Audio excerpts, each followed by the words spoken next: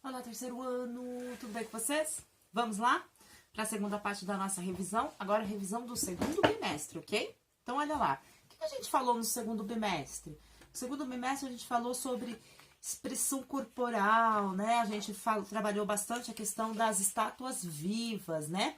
Como é que as estátuas, elas acabam estabelecendo uma comunicação com as pessoas? Como é que elas se comunicam? Através das poses que elas fazem, né? Da questão do facial delas, o rosto delas, a expressão que elas fazem ali, né? Nós vimos que é muito possível você se comunicar com uma pessoa sem dizer uma única palavra. Você pode comunicar qualquer coisa apenas com o seu rosto, né? E quando a gente fala disso, nós não estamos falando de Libras, tá?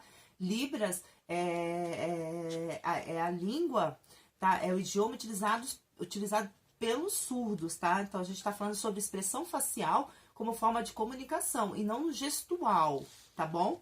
Então, qual que é a função da estátua viva, né? A função da estátua viva, ela faz uma posição ali de estátua e ela fica parada.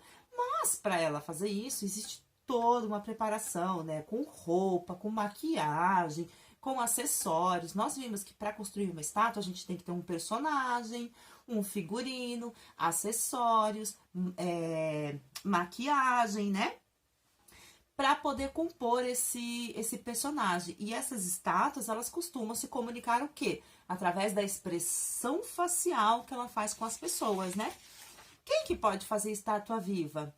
Qualquer pessoa que tenha um treinamento. Porque por mais que a gente pense que é simples, você ficar lá parado assim, mas não é simples, é bem complicado, é bem difícil, tá?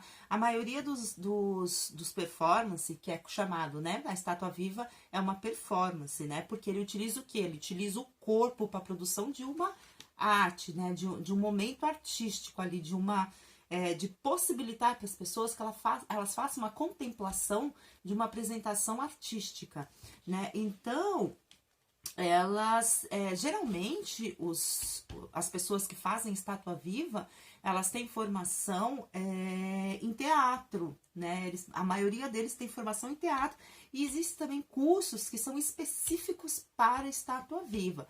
Nesses cursos vocês vão aprender o quê? Né? Quem vai fazer o curso aprende o quê? A expressão facial, né?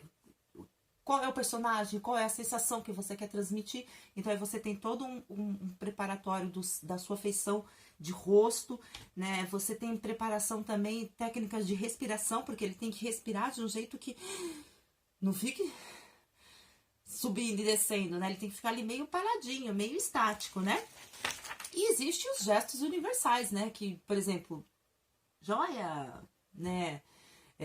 Entre outros, né? Tchau, né?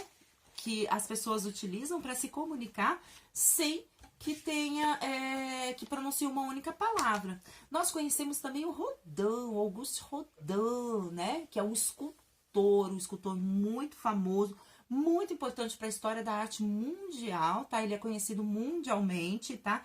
E ele tem uma estátua que ela já foi, assim, copiada inúmeras vezes, que foi o Pensador, que a princípio o Pensador, quando o Rodin fez a primeira vez o Pensador, ele era ele era uma peça que preenchia ali os espaços de uma porta, né, de um portal que tinha sido encomendado para ele. E só depois dali que ele tirou o Pensador dali, que era numa proporção bem menor, e ele fez um Pensador em tamanho, né, natural, em tamanho de uma pessoa mesmo, né?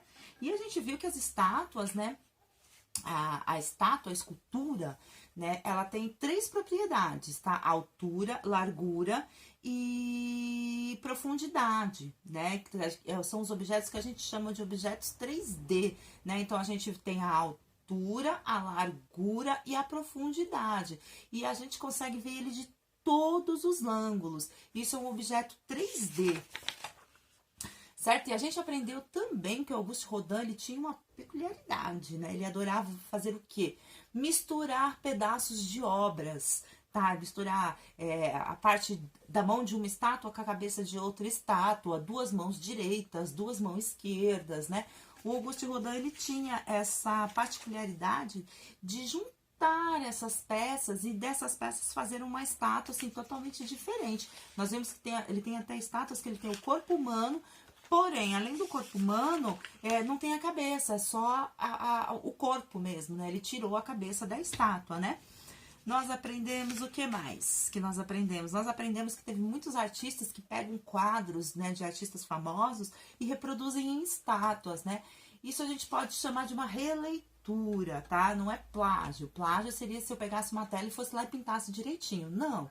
Eles pegam um quadro e produzem uma estátua, que seria uma releitura, certo, gente? Então, olha só, na nossa prova, que vai acontecer no dia 15, a gente vai falar sobre aquele primeiro vídeo da revisão e esse segundo vídeo que a gente falou sobre as características da estátua viva, né? Para eu fazer uma estátua viva, quais são as atitudes, né? Quais são a forma que eu que eu tenho que me comportar para poder fazer uma performance em estátua viva. E quais seriam, assim, a minha composição de estátua viva, né?